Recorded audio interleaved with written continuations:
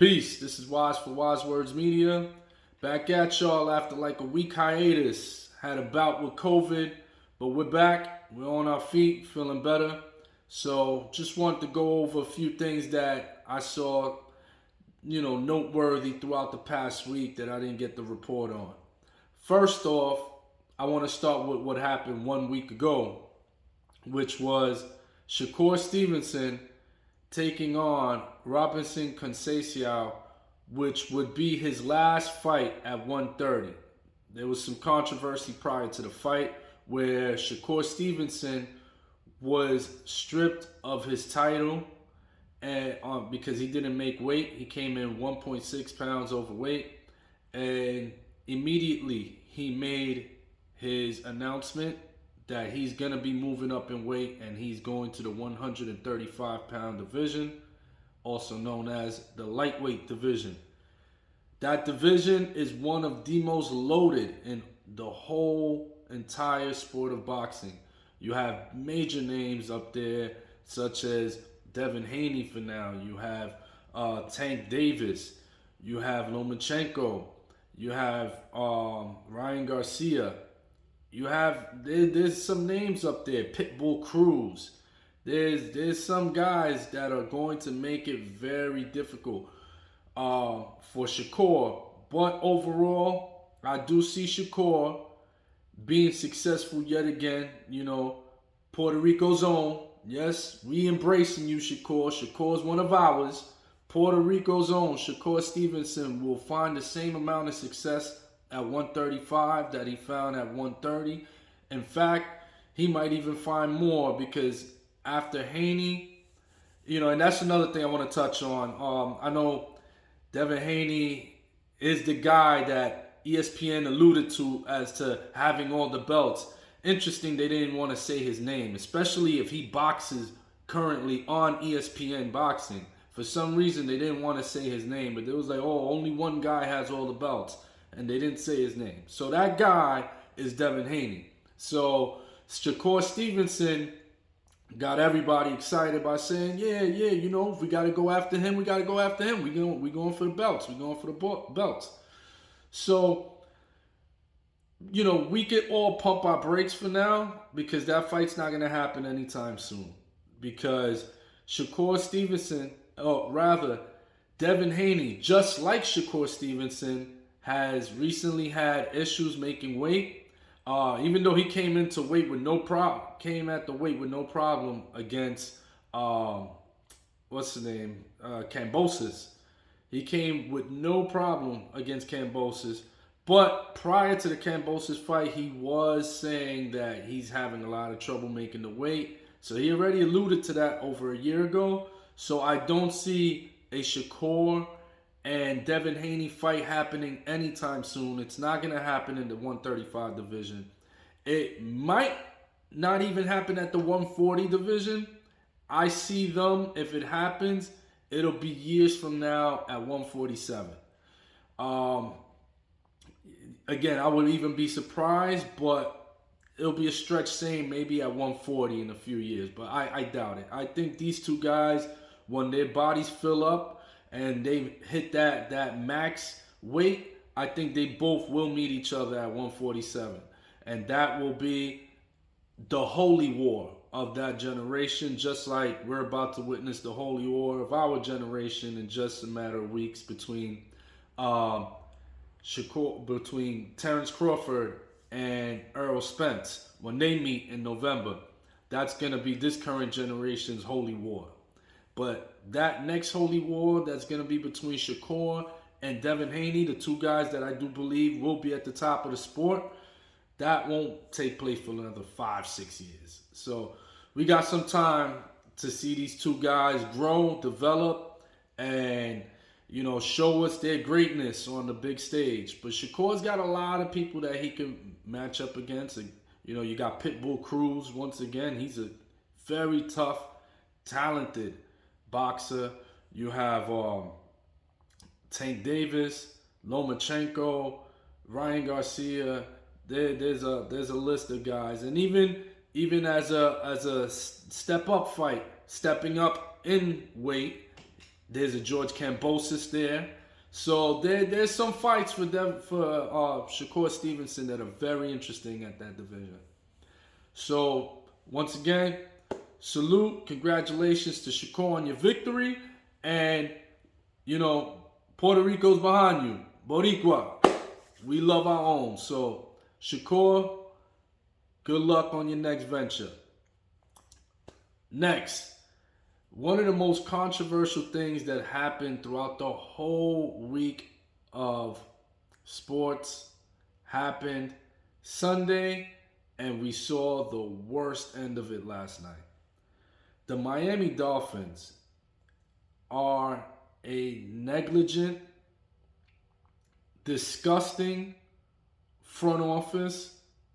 Everybody in that organization needs to go. Starting from the coach and everybody, medical staff, get rid of everybody. What they pulled just to keep an O against Buffalo, sending that man, you can have my 5-year-old child could have watched that. When Tua took that hit, gets up and buckles and almost falls down again. Anyone can see that and see something's wrong with that guy. When you're fully functionally healthy and you're in full equilibrium, you do not take a few steps and boggle like you're about to go down. So that was completely irresponsible by the Miami Dolphins, by the NFL. The NFL is giving people concussion protocol for less. And they had the audacity to let this man go on Thursday Night Football on a short week, only 4 days removed from that incident. On a short week, they have the audacity to let that man go out there. And it's one of the most disgusting moments in NFL history, man. Like, you can't let somebody like that, especially after all the CTE backlash and everything, you can't let that young guy go out there like that, man. So, our thoughts, most positive thoughts, warmest occurrence your way, Tua. We wish you get better. We hoping you get better.